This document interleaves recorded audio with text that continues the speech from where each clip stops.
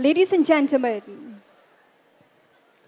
everyone of UKM first year student must undertake one course under Pusat Citra, which is LMCW 1022, Fundamentals of Entrepreneurship and Innovation.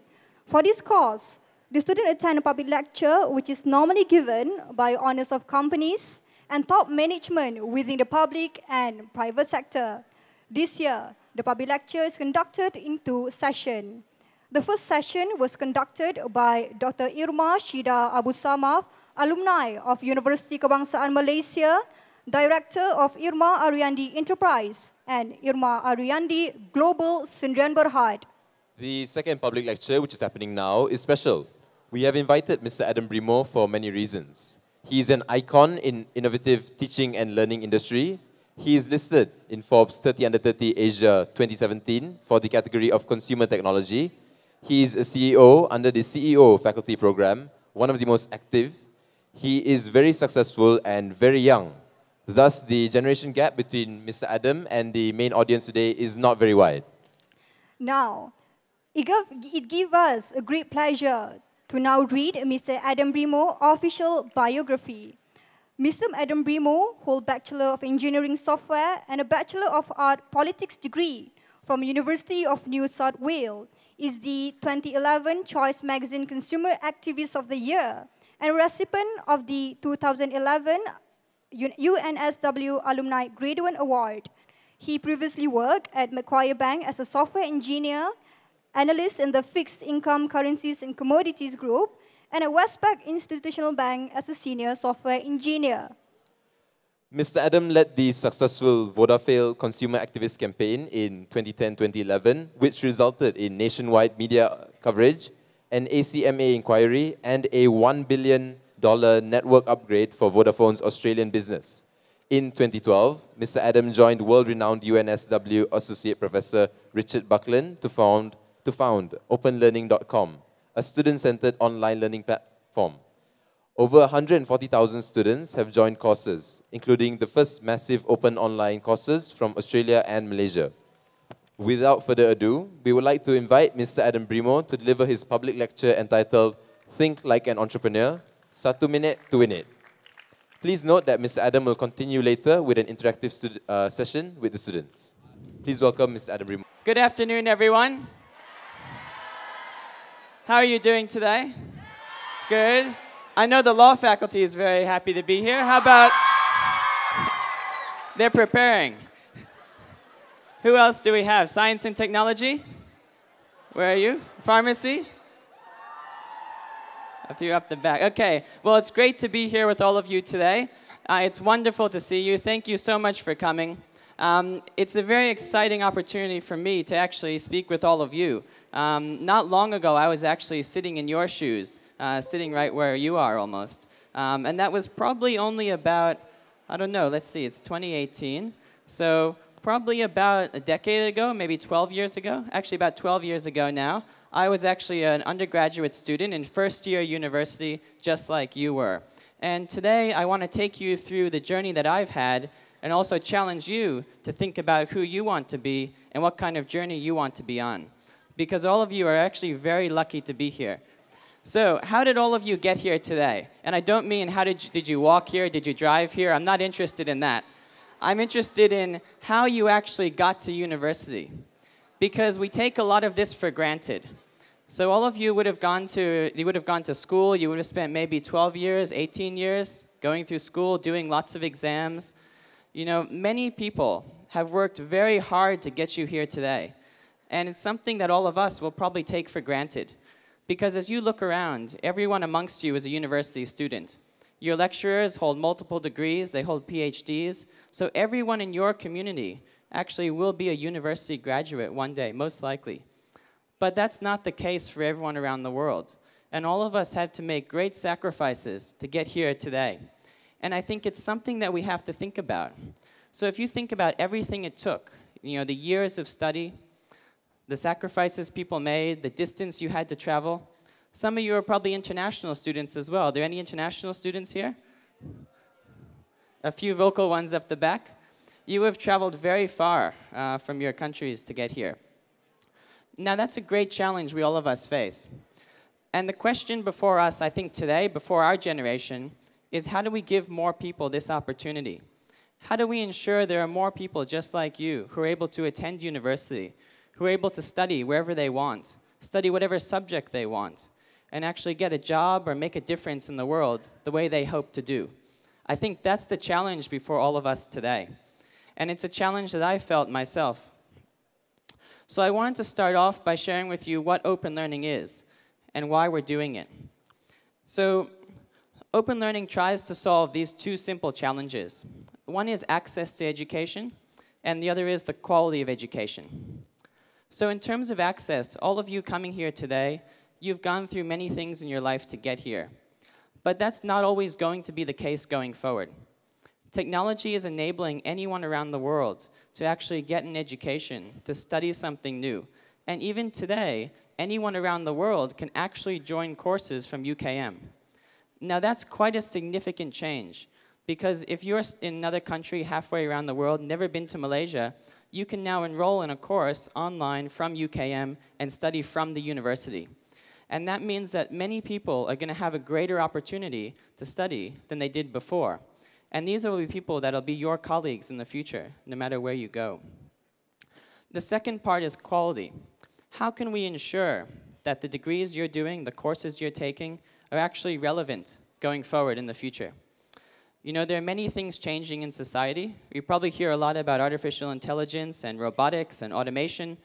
Many changes occurring. Many of the jobs that your parents had or that you thought of growing up may not exist in the future.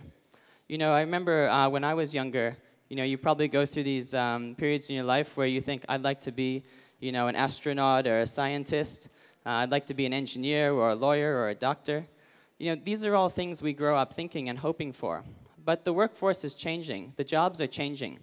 And if you want to secure those jobs in the future, you're going to have to learn in a new and different way. So the goal of open learning is to really enable anyone around the world to get access to a higher quality education.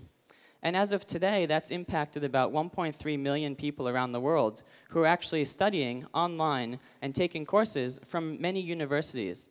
And in fact, Malaysia is one of the leading sources of these online courses around the world.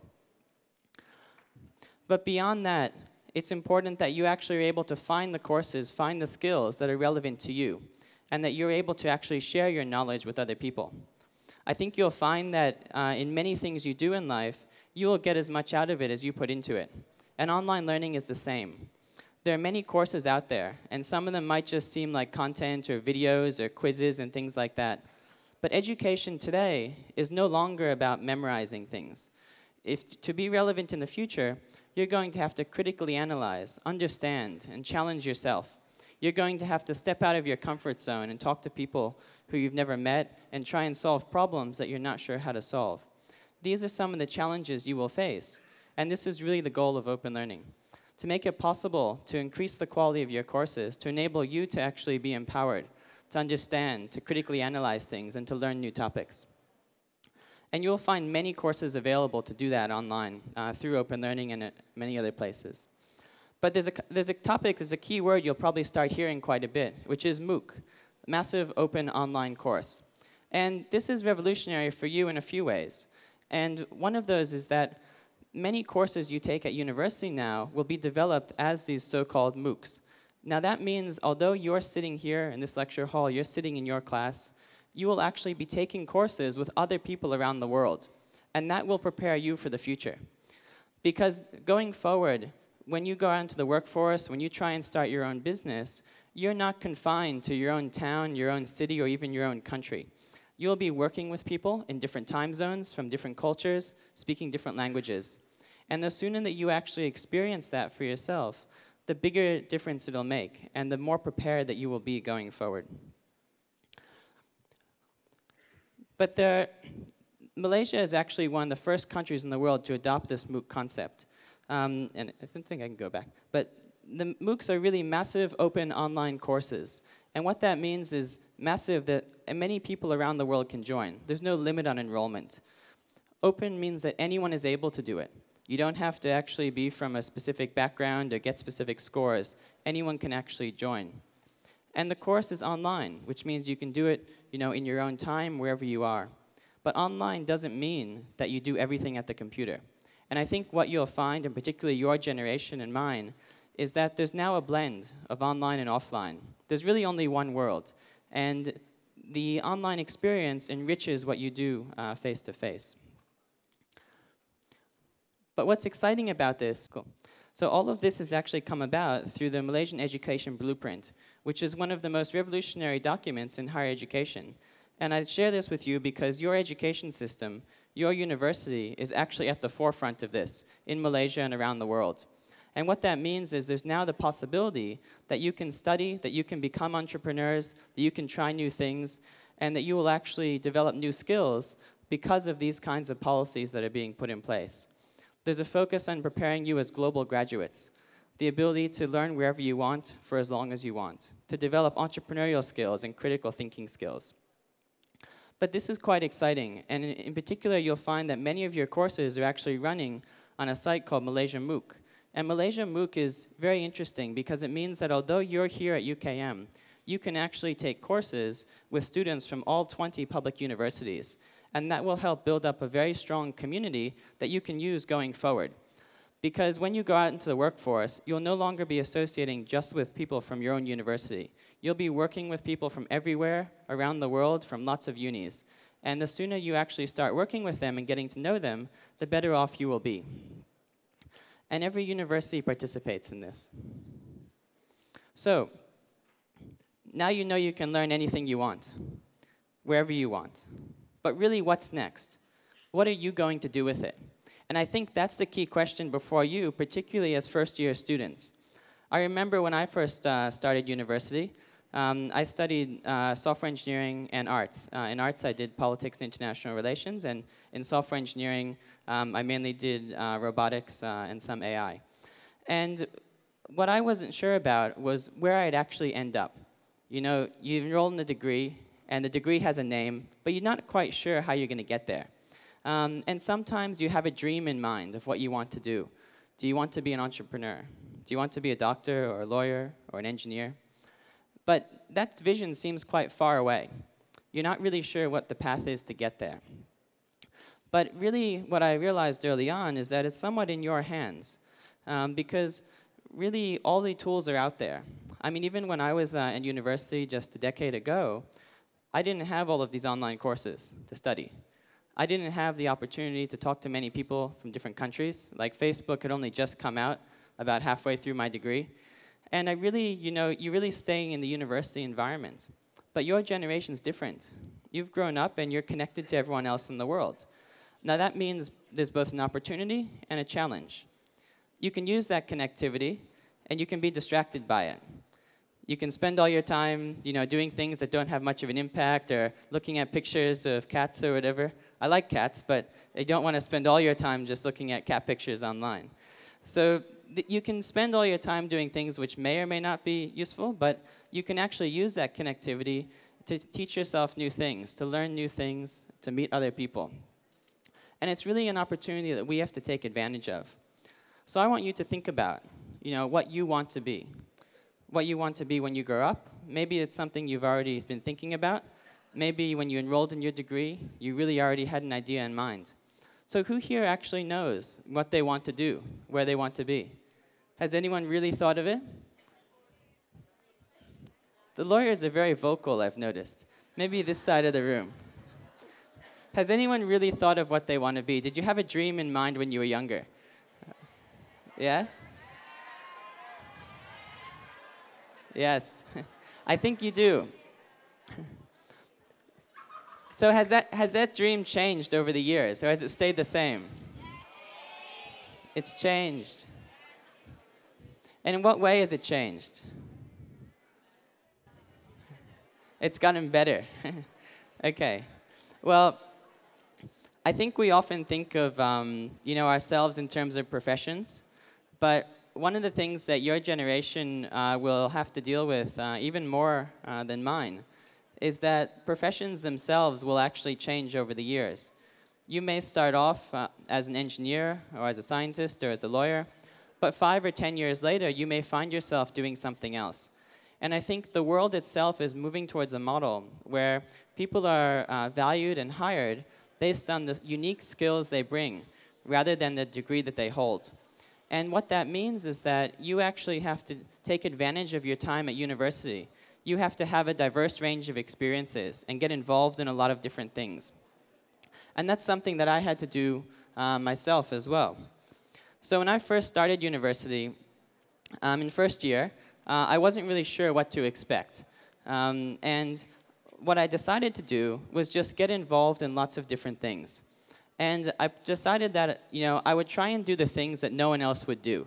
Now, what that meant was that if there was a lot of competition for something, I'd go and find something else sometimes.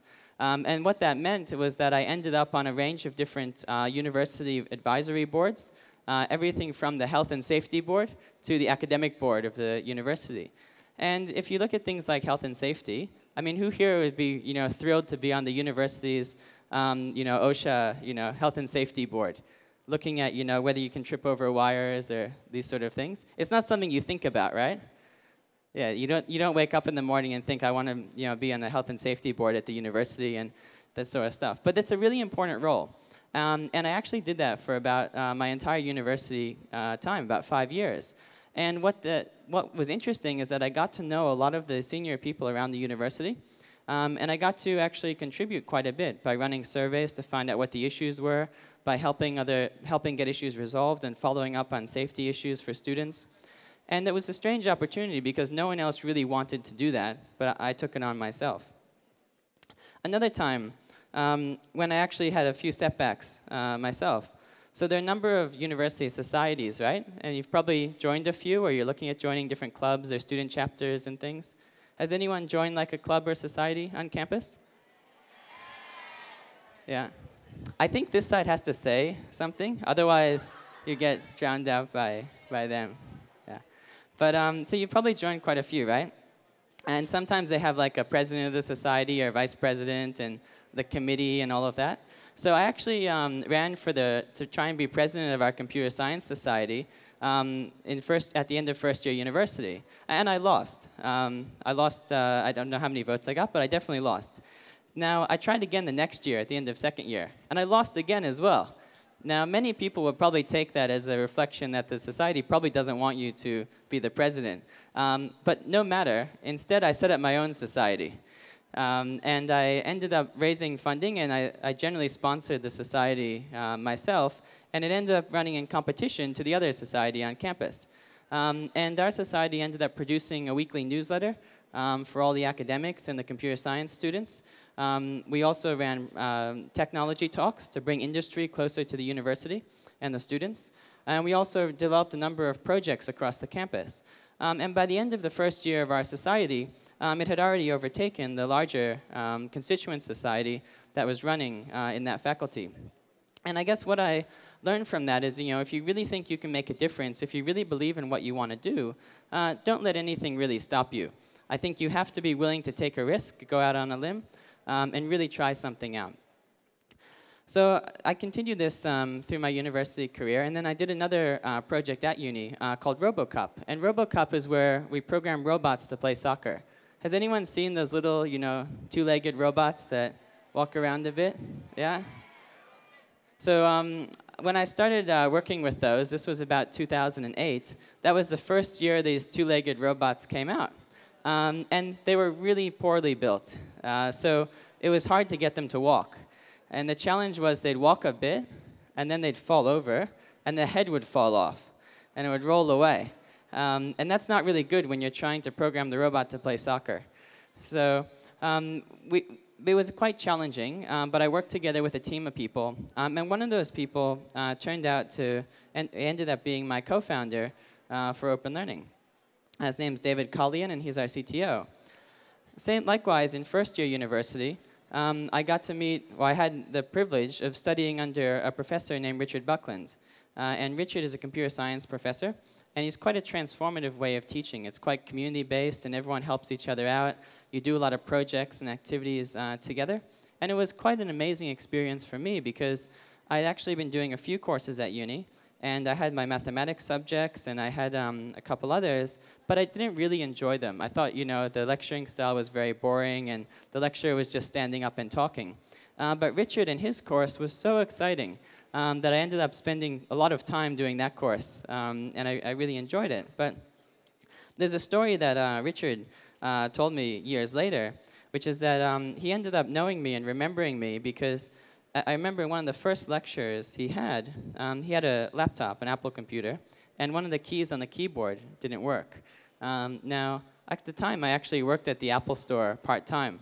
So what I did was I actually noticed that, and I brought in a replacement keyboard, and I fixed his keyboard before the lecture one day.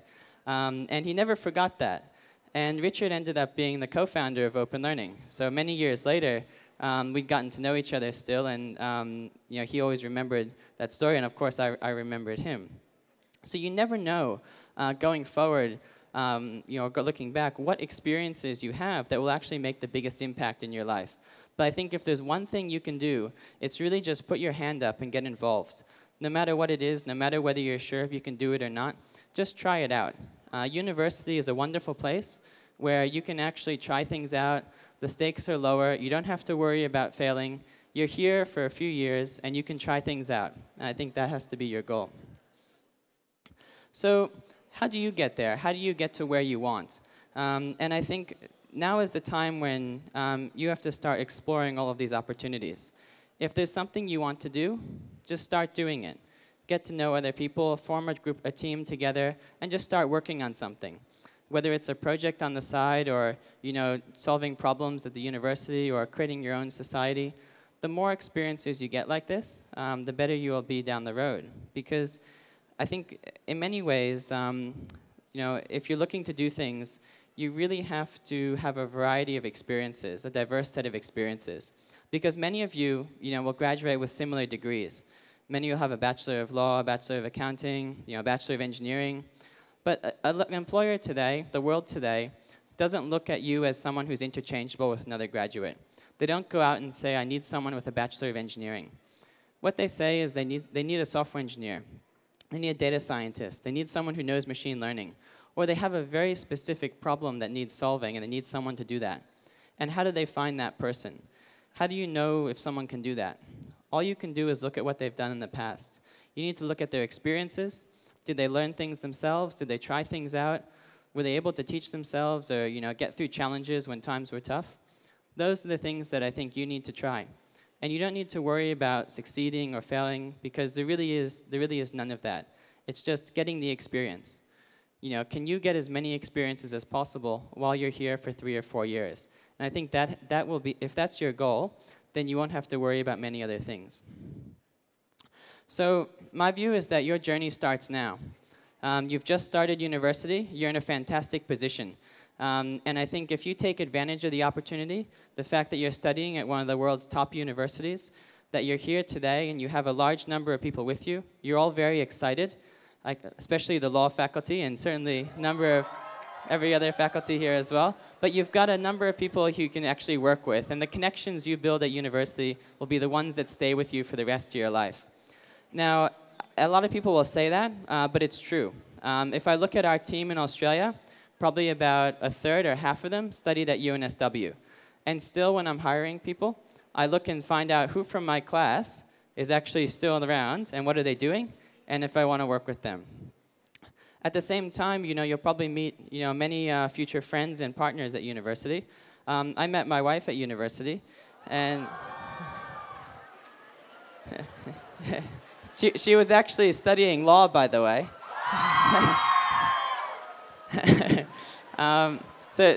I think that's one of the great things as well. So she was studying commerce and law, finance law, and ended up doing a master's in marketing. So between us, we hold 5 degrees at university. But more than that, we've probably tried a lot of different faculties and a lot of different programs, and we share knowledge with each other.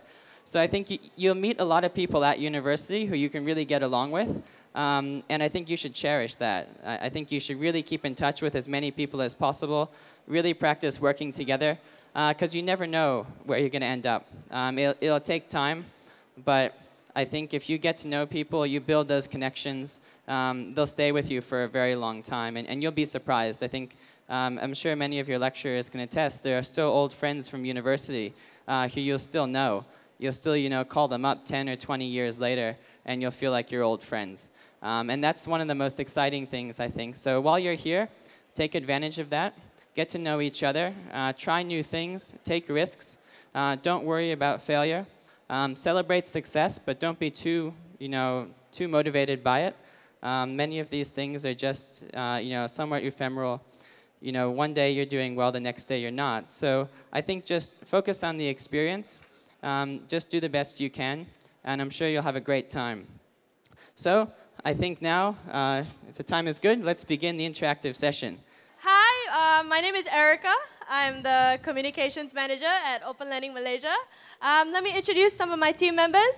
Can we have Mashita stand up and say hello? She's our Head of Learning Services. She'll be in and around the crowd with the rest of the team.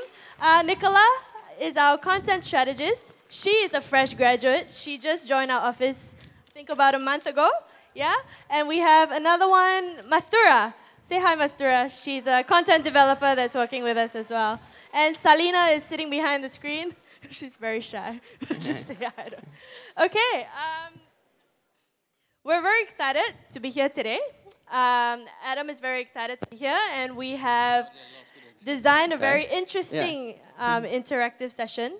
And I hope you guys can pay attention and follow along, because we're going to have a great time.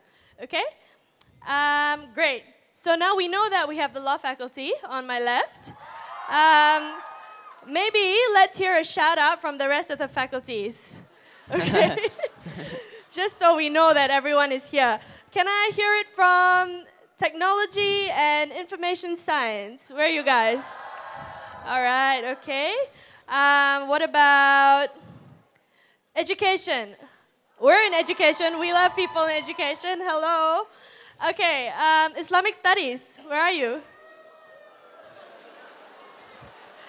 Okay, everyone, can we cheer for the Islamic Studies, please? Yes. All right. What about Economics and Business Management? You guys are here? Okay. Health Sciences. Where are you guys? I think you guys have contender over here. Okay, Pharmacy and Dentistry.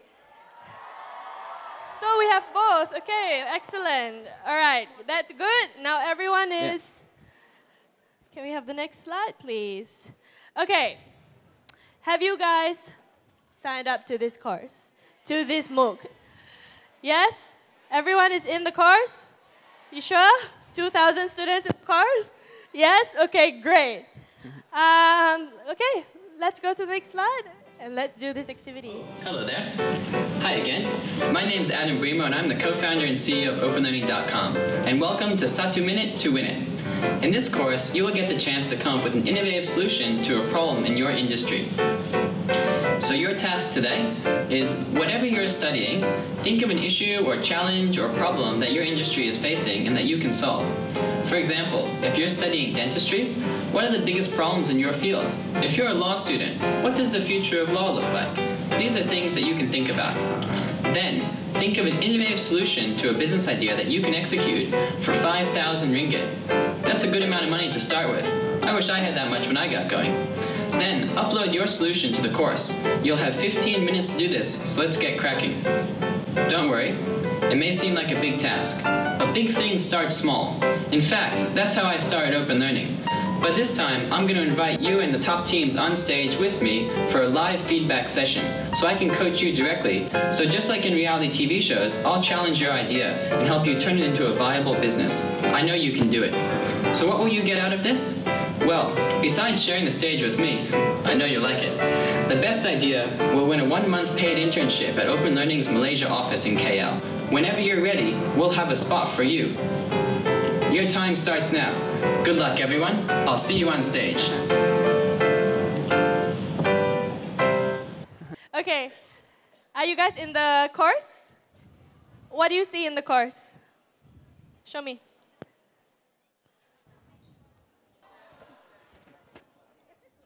Click on the top left corner, you see 3 lines that will open the menu. Can you see that? Top left corner.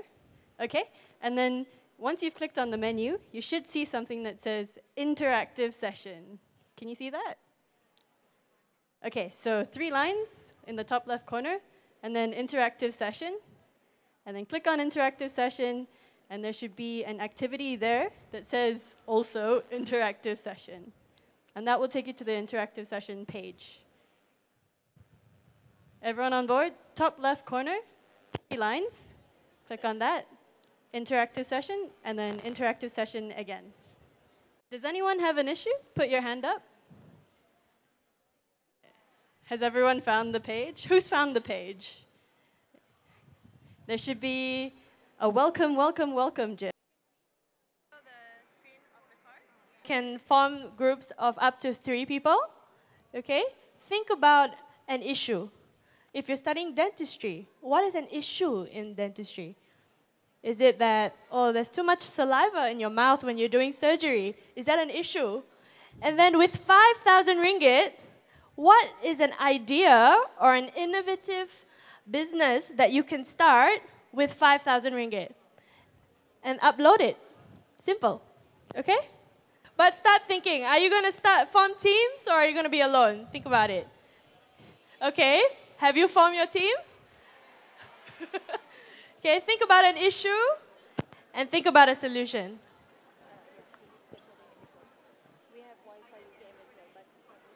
Okay, it's the openlearning.com/courses/1minute MINIT to win it. Okay, and on the left tab, you should find the interactive session. Click on it. Think of an idea with your teammates and upload it. Ada tak? Tapi tak boleh. Oh, tak ada line. It's okay, just do it. Just do it offline. It's fine. Just, talk to your teammates. Anyone want to come and share at the mic what your issue is? Anyone? You get prizes if you share. Assalamualaikum and good afternoon to everyone. My name is Khadija. I'm from Faculty of Islamic Studies. I'm interested in halal cosmetics and halal products. So an issue is that it's difficult to tell whether a product is halal or not. So what I think of a solution is that I think there's this technology called OCR, where you can snap a picture and you can turn it into a text. Right. So my idea is that to create an app where you can just snap the ingredients of the particular product and it will tell whether those ingredients is halal or not, or organic or not. Great idea. Who else thinks this is a great idea? Okay. Can I have 2 people volunteer and form a group with this young lady? Ask you some questions, the apprentice style maybe, and you might win an internship. Okay? Or if you want to do it on your own, that's fine as well. 10 minutes. Okay, anyone else? Let's have 2 more teams at least. Come on. Very well. Yeah, I understand, yeah. Good. Yes, we have another lady. Very good evening, all of you. Okay, my name is Nozati Imani binti Mahwan. Okay, I'm from Faculty of Information and Science Technology.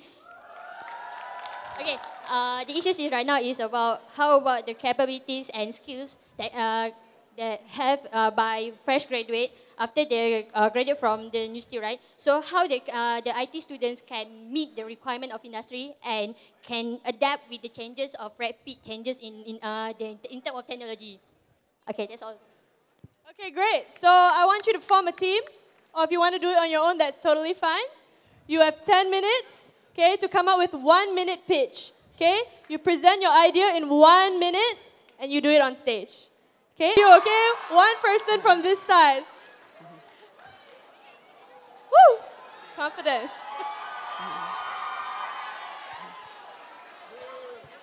Assalamualaikum warahmatullahi wabarakatuh, and a very good afternoon to all. My name is Marsha and I'm from the Faculty of Law. So the issue that the issue from the legal field that we found is that there are many unwed pregnant mothers that has been discriminated by the society in which they cannot find work. So in which when they wanted to grow up to make sure that their children being grew up in a very conducive and a very healthy environment, it's very hard. So the solution that we found is that we're gonna make a petition, and also with the 5,000 ringgit being given to us, we will make establish an organization that provide work for these unwed pregnant mothers. So thank you. So we are focusing on the gender discrimination. Which violates the Article of 8, Clause 1 and Clause 2 of the Federal Constitution. So with the 5,000 ringgit Malaysia capital, we will use to find connection with private and government sectors for build up some, giving them employment so that they will get the equality under the Federal Constitution. All right, okay. Can we have one last team from this side? Just one more. Come on, guys.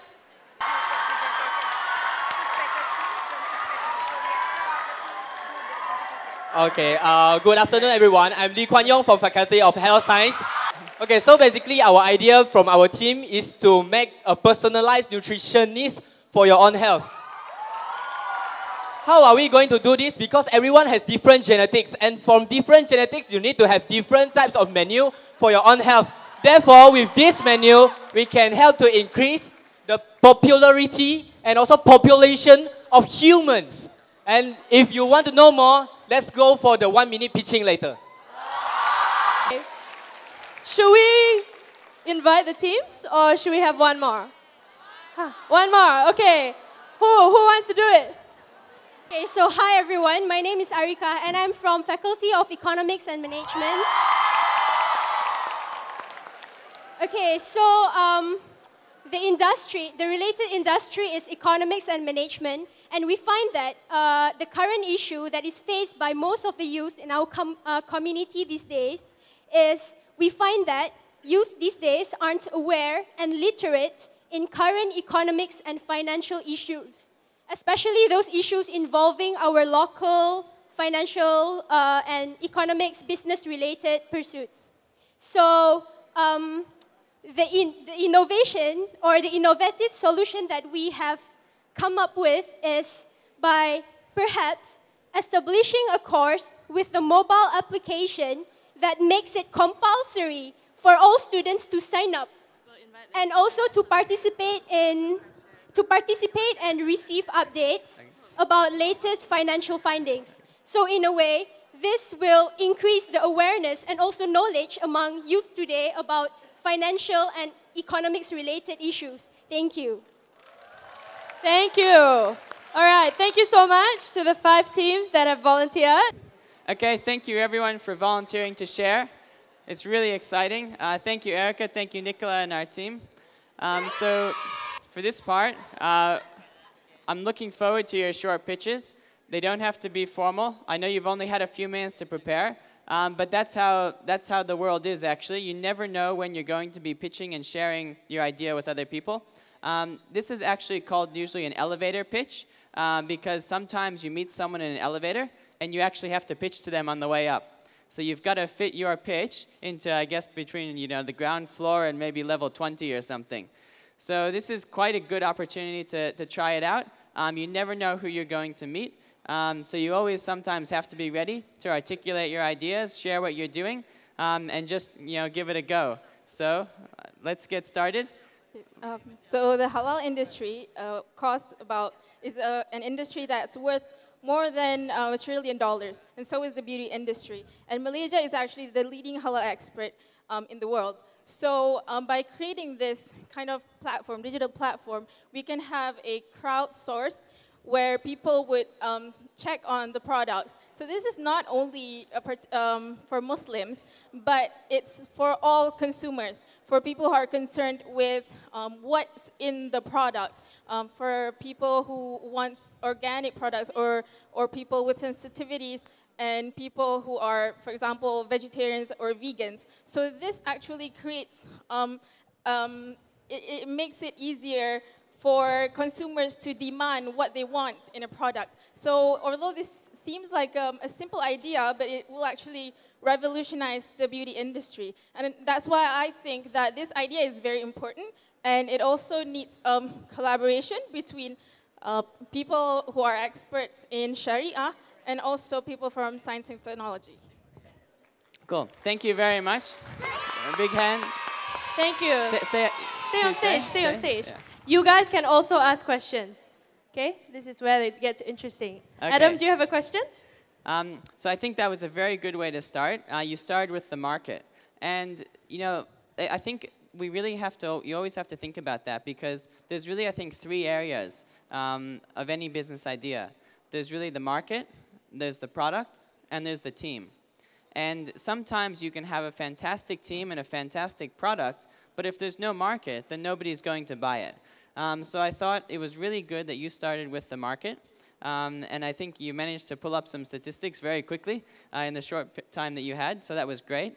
I would like to ask you to restate your idea, I guess the product that you're offering, because I didn't quite get that as much. So the product that I'm thinking of is an application where you can just snap the ingredients of a product and it will tell you. So basically the application needs to have a database of ingredients and categorize them as whether it is halal, whether it is organic, or whether it's vegan. So the user will know what kind of category that product is, and they can report it, and they can ask the customer service from that particular company whether, for example, if it's glycerin, it can be derived from animal, or it can be derived from vegetables. So this will create more of interactiveness between consumer and company. Great, thank you. So now I have a good idea of what you're doing. Now the question, I guess, is what's the business model? How is this going to make money? How are you going to provide this app or product to people? Well, the app, in my opinion, should be free for users to download. So it will be a good marketing platform for the beauty companies themselves. So they would want to advertise to these. They know there's going to be targeted customers with specific needs that they want from these companies. So companies can advertise. So it's basically the business model is for advertising marketing. Okay, cool. Thank you very much. Woo! So who here, give her a big round. Okay. So who here would use this product? Raise your hand. If you would you download this app? Yes? Okay, looks like you better get busy actually building the app. I think a lot of people want it. So does anyone have any questions? Anything on your mind you're not sure about? You know, any questions out there? Yep. You get a T-shirt if you ask a question. Yeah. Hello, everybody. My name is Nadia. I'm from the Faculty of Law. Now, I'm really interested about your product of something about cosmetic and also skincare that is halal. Now, regarding to your applications or apps that you want to do, I think it's only involve any makeup or cosmetic product that is registered under Ministry of Health. Basically, the current nowadays that we are having problems that many cosmetics and makeup product that is unregistered, that is harmful for your consumers. So my question is that, how do you actually ensure that the apps actually can send all the products that is rectified by the Ministry of Health on the same time that is really like scientifically that is proven that is good for your face and for your skincare? Very good question. So, so the concern is on how do we ensure that it is certified by KKM and if it's good or not. So, in my how I envision this app would be is that first we take a picture of the ingredients, and then it's kind of like a step-by-step tutorial on recognizing whether that product is okay or not. So for example, okay, the first step is snap the picture, and then the app will tell, okay, this ingredients are, for example, inorganic, and some of that may be not halal. but then it will tell you, okay, now look for the logos on the product. Does it have a logo from KKM? Does it have a halal logo? Does it have a PETA logo? Does it have a vegan logo? So if it has those things, then probably that product is safe. But if it's not, they can contact the company or they can report it to the consumer group. Great, okay. Thank you. Thank you very much. Okay. So that's our first pitch. Thank you so much. I will take the mics. And Well done. It's not easy to go first. Okay, can we have the second pitch from Science and Technology? Yeah, all right. Give her a hand. Okay, you have 1 minute to give your pitch. Okay, and then you guys can ask questions as well. Okay, hi everyone and Assalamualaikum. Okay, my idea is about the challenges, the issues that happen is the adaptability and the capability and skills of the fresh graduates, especially focusing in IT departments. Idea is meet the requirements of industry or can adapt the rapid changes of the technology. So my idea how to solve it is we make one experience with collaboration with one startup in Monster, but that's the industry experience. But my focusing in a social enterprise where we give the opportunity for the IT students to give a contribution to the society by doing volunteering, and at the same time they can use their course and then share with the underprivileged kids. So we can meet the sustainable development goals, 70 sustainable development goals. The first one is decent works and growth job, and second one is economic growth. Second one is the innovation, the SDG 9, and at the same time is quality education, SDG 4. So I create a platform. Great. Well, thank you very much for the quick pitch. Fantastic. Okay. So I really liked how you started with the problem there. I think, you know, whenever you're coming up with an idea, a lot of these things start with a problem that you recognize in society or that you experience yourself. So you can always think of, you know, what challenges are you facing, and then try and validate that and see if other people see the same challenges in society that you do. So I thought that was really well done. I also liked how you said that it was a social enterprise. I think it's important to state that as well. Because a lot of people ask, okay, what kind of business is this? What's the goal of the business? And by saying it's a social enterprise, it becomes clear in my mind what you're trying to achieve. Now, even as a social enterprise, it still has to be sustainable. Whether you're going to try and get funding from a variety of sources or sell a product, but reinvest all of that back into the business as well. So what do you see as the business model for this idea? Okay, the idea is we are focusing on how we create a product from the social enterprise. Such example, maybe the IT student can create an app is to reduce the food waste, is meet the SDG development. So the idea is we create an app, we share the food with the neighborhood nearest to. Maybe I don't want to the watermelon one. Instead of I just throw the watermelon inside the bin, maybe you can share with your neighborhood. So the idea is one of the IT students that going this platform must create one of the product can contribute to SDG, Sustainable Development Goals. Okay, so focus there. Okay, so does anyone else have any questions? Anything on your mind? Are you aware of this problem before, or is this a new issue that you've heard? New issue or new thing? Oh, you're all aware of it. Okay, so any questions about the idea? No? Okay. All right, okay. Very good Thank idea. You very much. You so much. Okay, let's have the next team. Quickly, the couple from the law faculty. So our focus is for to protect the woman who is pregnant during the employment terms. So we are focusing on the gender discrimination protection. So we will open up one employment, and we will having a connection with Bar Council, Attorney General Chambers, and Ministry of Family, Women and Community Development. And we will give them one terms, which is maybe during during the pregnancy term, for them to work with us, which is for example, we'll open up a bakery service, and all the profits, 60% will be given to them, and 40% will will be back to us. And that will be our capital for next cycle of product. If not us, then who? And if not now, but when?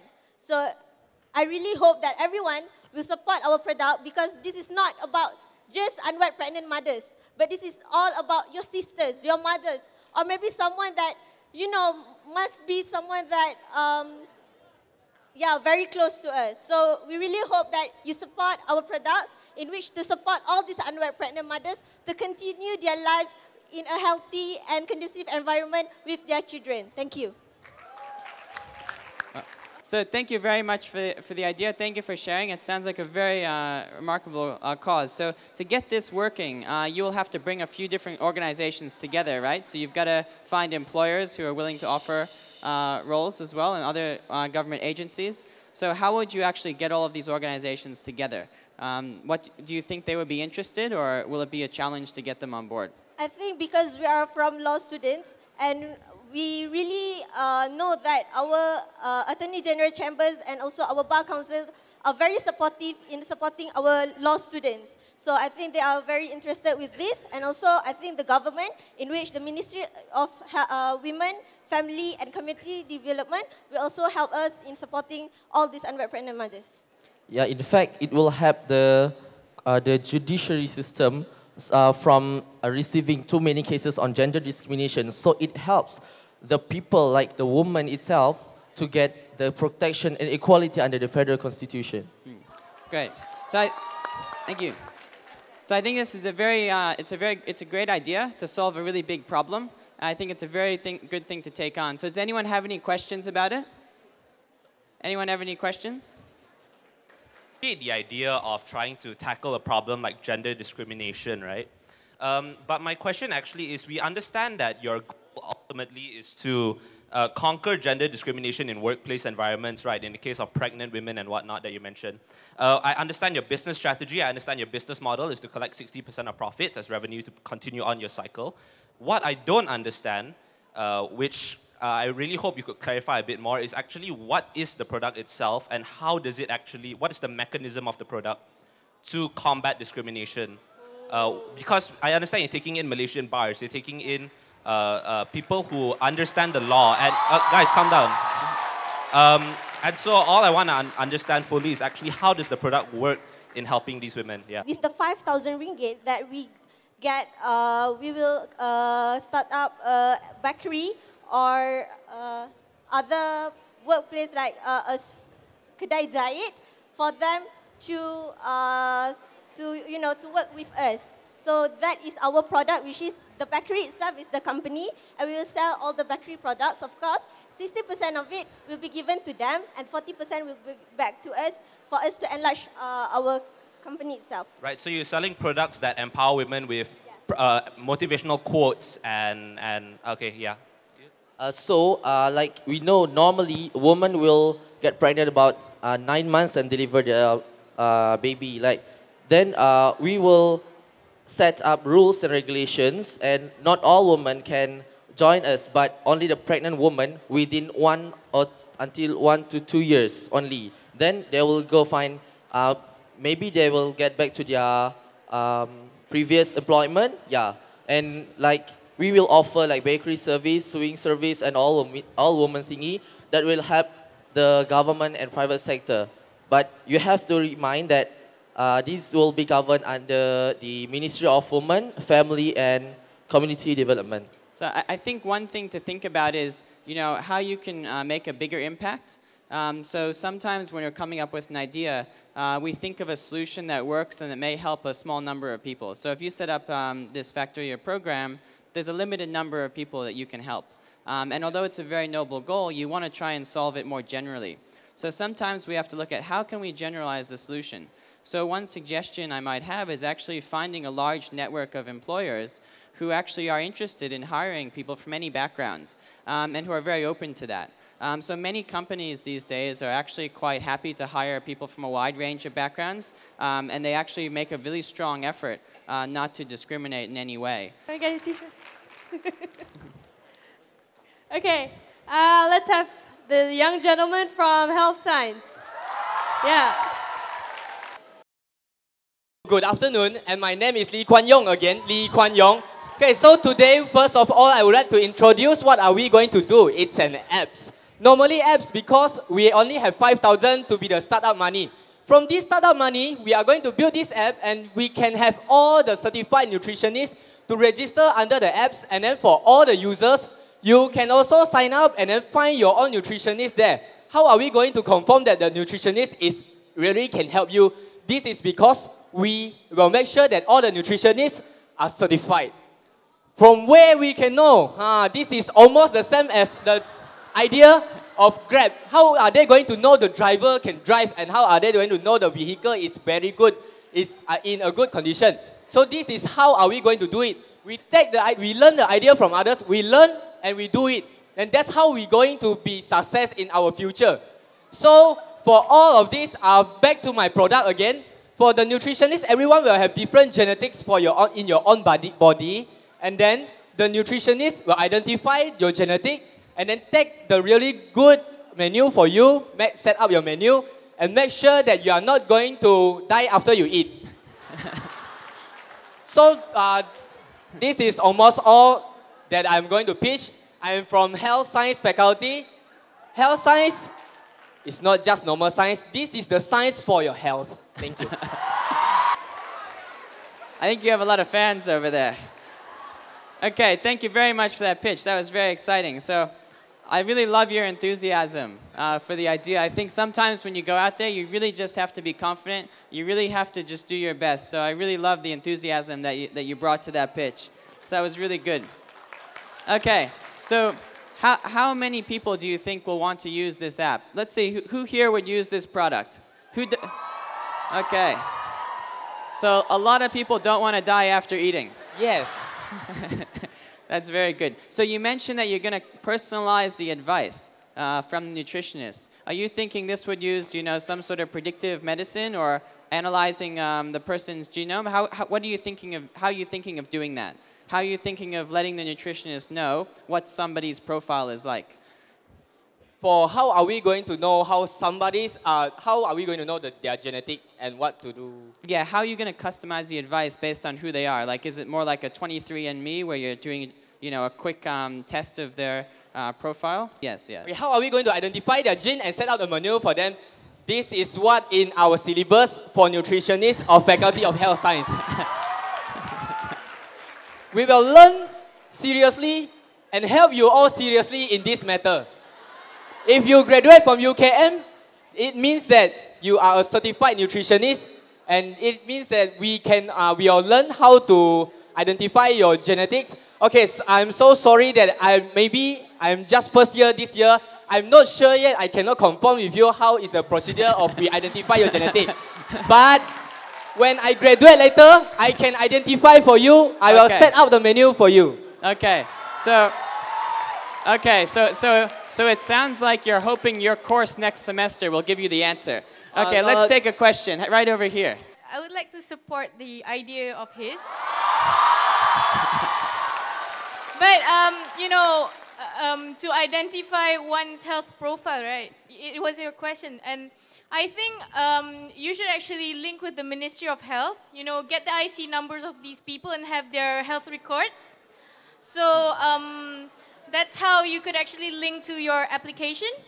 Then that's my only idea of how you could actually make it work. Great. Thank you. So the respondent has answered the question for you. Yeah, thank you for the idea. I think this could be a team. Oh. And this is how Faculty of Health Science will be work together with other faculty and we are going to be success. Okay, cross-disciplinary collaboration. I don't have any problem on how you're planning, on your whole idea. Like, you'll get the nutritionist certified by the health minister and all.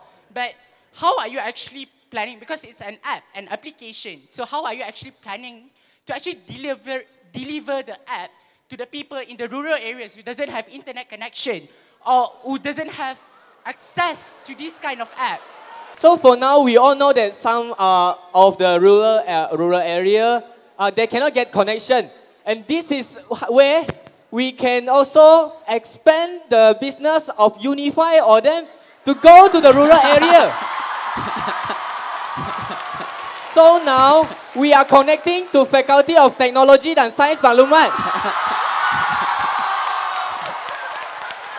Okay, thank you. Next question. Okay, last question. Okay, hi. My name is Shakir from Faculty of Pharmacy. So we can see that Faculty of Health and Science and also Faculty of Law and Faculty of Science and Technology have collaborated together. But we also want to collaborate with you, and that's why we are here. So we are from Faculty of Pharmacy, detect a small problem that will actually disturb the sustainability of your apps. So we would like to propose the problem, and maybe you can think of the solution, which is about the interest of people nowadays in nutritionists. Because as you can see nowadays, in the current status quo, how people in Malaysia especially are not really interested in finding their own nutritionist. And that's how they eat whatever they want, they eat whenever they want, they eat wherever they want. So how are you going to actually solve that problem with actually contribute in the sustainability of your apps? Thank you. Thank you for the problem finding. And we all know that Malaysia is one of the food paradise, we can say. We have all the delicious food here. So we are going to eat whatever we want, wherever we want. But it's not that you cannot eat what you want after you find a nutritionist. You eat in a correct quantity. Okay, for the correct quantity, that will be, I cannot tell you now what the quantity that you are going to eat. You find our nutritionist, you know what the quantity to eat, you know what to eat, and you are what you eat. Okay.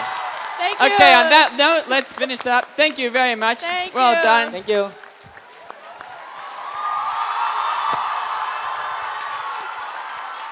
All right.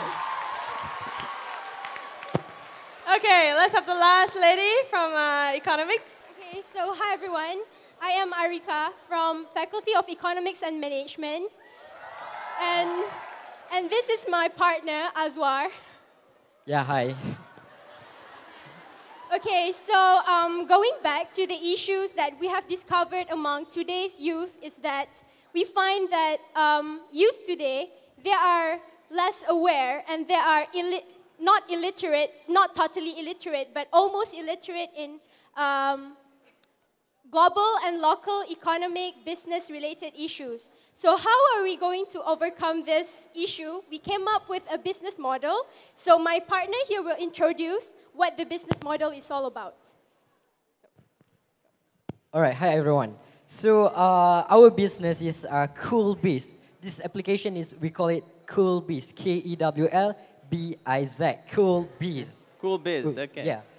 All right, actually KoolBiz is a guidance for the young entrepreneur to set up the business. Actually, everyone has the instinct or have the initiative to do the business, but we don't know how much the risk, and we are afraid that our businesses fail further. So we, KoolBiz will guide the entrepreneur from the beginning until the funding of the business. So the first step, using the online, using this app, we will ask the entrepreneur to state what their business is all about, what is the background of the business. Then from there, we will select, we will give them the filtration for the business, market segmentation. Then from there, we will start the online business simulation. The entrepreneur needs to go through the online business simulation. Then from there, the entrepreneur will start with the costing, management of HR and everything. Then if the business is stable to start, then the apps will help the entrepreneur to connect with the funding institutions. So that is all about. Okay, thank you very much. So I've got, I'll ask one question, then we can take one more from the audience. So how is your app going to support these businesses? How are you going to support them? Because one of the challenges, obviously, with very early stage businesses, and I'm sure all of you who are thinking of starting a business understand this, is you don't really have any money, right? So it's hard for someone starting a business to pay for this kind of service. So how are you going to sustain the service, and how are you going to make money? Oh, actually, for the business, business stream, actually after we never charge for the first phase until the business get the opportunity with the funding institution. So from that funding institution, we take around 3 to 5% from the funding. Okay, so it's like, okay, I understand. So it's almost like an incubator and accelerator for businesses. Okay, great. Any questions from the audience? Okay, I have one more question. How you can sustain in 6 months if you don't take any charge for the first phase? All right. For the first phase, the first phase is actually the guidance for the entrepreneur. Then, when the business is stable for the entrepreneur to start, then the entrepreneur will get the funding from the funding institution. So from that fund, we will take 3 to 5% from the entrepreneur. So from that, we take the money. We make the money. But you won't make anything for the first 6 months. Yeah, not the first 6 months. Or longer. Yeah, the timeline for the. Yeah. So you'll need startup capital to do it. Like you need money to actually build the business for until the startup, it's successful. Yeah. We're using the 5,000. Okay, I see. Okay, I better get the checkbook ready. Okay. Thank you very much. So we've had 5 great pitches. There's one thing that I've noticed that's missing from all of them, though. What do you think that is? What didn't you hear about in their pitches? Just shout out your answers, guys. Shout it out. What was Okay, it? so... No, okay. Well, what I didn't hear was about the competition. Because these days, you're not just competing with people next to you or people in this room or at this university or even in KL. You're going to be competing with people all over the world. So if someone builds, a business support app or a halal app or a social platform, nutritionist app, you're going to be competing with these same products from every other country around the world. And that's something that we've never had to experience before. Because even, 10 years ago, you could start a local business and you didn't have to worry. If there weren't any local competitors, you were okay. But now, you're competing with everyone. And you notice that when you saw, Grab and Uber competing recently, or if you look at Airbnb and local competitors or Gojek and others, your company is going to be competing. So before you go out there and start your business, you have to look around the market. You have to see who else has entered the market, what products they have, how well they're doing, and do a lot of research to really understand if your solution is unique and how you're going to market it. So thank you very much for the pitches. Wonderful. So thank you very much for getting up here and pitching. I think it's very hard to do in front of 2,000 people. Now, the people who pitched, was this your first time speaking in front of this many people? Yes? So I think it's really great that you're able to do that, but I'm also equally proud of the people who ask questions, because I think that's one of the key things at university. And that's what I hope that you take out of this and you continue as you study here, is that when your fellow colleagues, are giving a presentation or they're articulating their ideas, you challenge them critically and constructively, always politely, but always trying to challenge them, because that's how you do better. And what you'll find if you go out and start your own business, as I've found myself, is that every step of the way, people will question you. They'll question your idea, they'll come up with challenges, and you usually have to either have an answer or know how to work it out or go away and solve that problem. And that's something that's a really valuable skill. And as you go out and you stand up and give more talks and more pitches, you'll get more and more feedback, and you'll end up understanding what the challenges are. And if your idea holds up to scrutiny over many, many years, that probably means you have a business. So take that with you. Always try new things. Get involved in as much as you can. Really support each other. Ask each other questions. Get out there and pitch. Get involved in as many things as you can do. University is really a once-in-a-lifetime opportunity, and you're also lucky to be here at UKM. So I'm really proud to be here today, and I'm really excited. I was really excited to hear all your pitches. So I hope you have a great time at university, and I look forward to seeing you on Open Learning in the future. Have a great day, everyone. Thank you very much. Okay, guys.